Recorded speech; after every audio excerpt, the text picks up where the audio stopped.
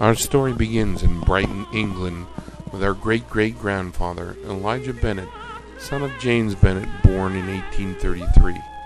At the age of 21, he joined the British Hussars, possibly as a commissioned officer. After almost 40 years of peace, the English, French, and Germans declared war on Russia, and the Crimean War began. The whole story of the campaign reads more like comic opera than war. Lord Carnegie, for instance, commanded the famous Light Brigade from his yacht Dryad, lying in Balaclava Bay, on which he dined and slept every night by permission of the Commander-in-Chief, Lord Raglan. He came ashore on the morning of the 25th of October, led the famous charge the length of the North Valley up to the Russian guns, left his men there, and walked his horse back, and returned to his yacht. The orders to charge were not his, so having obeyed them, and having not the slightest use for his divisional commander, Lord Lucan, or his commander-in-chief, he washed his hands of the whole affair. Subsequently, in true British fashion, he became a hero, Inspector General of Cavalry, a KCB, and Colonel of the 11 Hussars. This British hero, Lord Carnegie, was Elijah's commanding officer of the British Hussars, the Light Brigade. Later, he may have served in a rifle brigade. His medals depict 3 battles in which he saw action in: the Battle of Alma, Inkerman, and the Siege of Sebastopol. In July of 1854, he left England by ship and voyaged by way of Varna, Bulgaria, where many contracted cholera on the way to the east side of the Black Sea. During the next 10 days, the voyage across the Black Sea was filled with stormy weather. Many horses were lost from broken legs. Many soldiers were deathly sick with cholera and diarrhea. This was indeed no cruise. Finally setting port on September 14th and disembarking at Old Port, approximately 30 kilometers north of Sebastopol, only to commence a long march south towards the River Alma. Even at the young age of 21, Elijah must have felt the tremendous heat of the sun and possibly the effects of cholera on this very long march.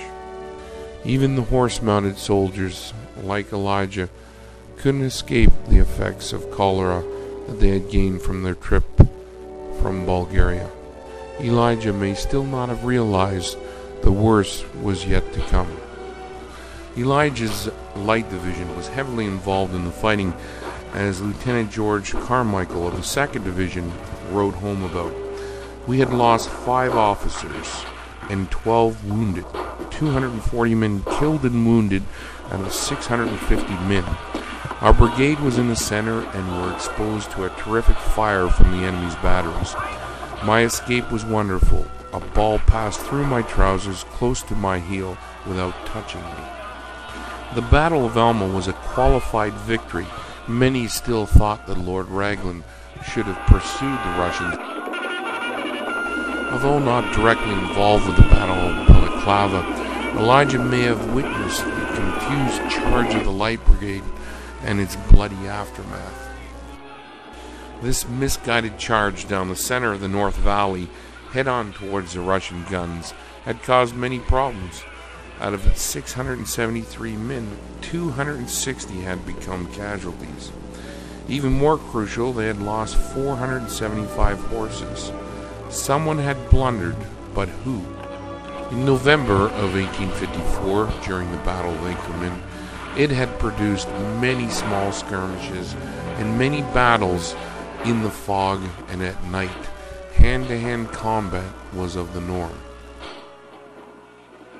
As General Buller reports, many daring charges were made in order to drive back the Russians. During this time of heavy fog and mist, it was very difficult to discern objects until 200 yards away. Full columns would attack and would have to be repelled to the foot of the Shell Hill. Already Elijah Bennett may have suffered through a lot, through the storms of the Black Sea, through cholera picked up from Bulgaria, to the charges of the Light Brigade, and finally hand-to-hand combat with butts and bayonets in the fog and night during the Battle of Inkerman. Now they must prepare for a long winter with little supplies before the siege of the town of Sebastopol. After the Battle of Inkerman, the siege proper of Sebastopol began. It was now that the gross inefficiency of the supply and transport services became manifest. There were no proper hospitals. The death rate among those admittedly to the hastily converted buildings exceeded 88%. 4 men died from disease to every one killed by enemy action. It was here that Florence Nightingale gained her fame, and clean sanitary water helped save many British lives. On the 8th of September 1855, the key positions in the defense of Sebastopol, the Malakoff and the Redan, were stormed. The French captured the first, the British were repulsed at the second.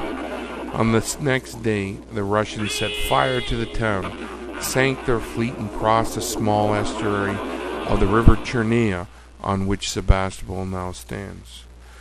With the fall of the fortress, the war virtually came to an end, and Lieutenant Colonel Elijah Bennett was eventually allowed to go home. After the war, Elijah was soon to meet a young Scottish woman by the name of Matilda Pringle, or Mary Ann. Back home in Brighton, Sussex, England, at the age of 28, in 1861, Elijah married Mary Ann Pringle, who was 22 years old at the time. They were married at St. Nicholas Church on Clifton Road on April 20th. Elijah and Mary Ann had a typical big family, as was the norm during these days. 5 of their 7 children were sons, which I'm sure meant many hungry mouths were to be fed. An 1881 British census tells us that at the age of 48, Elijah was working as an upholsterer, which does reveal he was a working-class Brit during this period, despite his lieutenant colonel retired status. His oldest son, Henry, 19 at the time, was a locomotive machinist, while his second oldest, George, 15, was an upholsterer's boy, most likely working as his dad's apprentice. The rest of the children, Emily, John, Eliza, Frederick, and Albert, our great-grandfather, were still all going to school in 1881.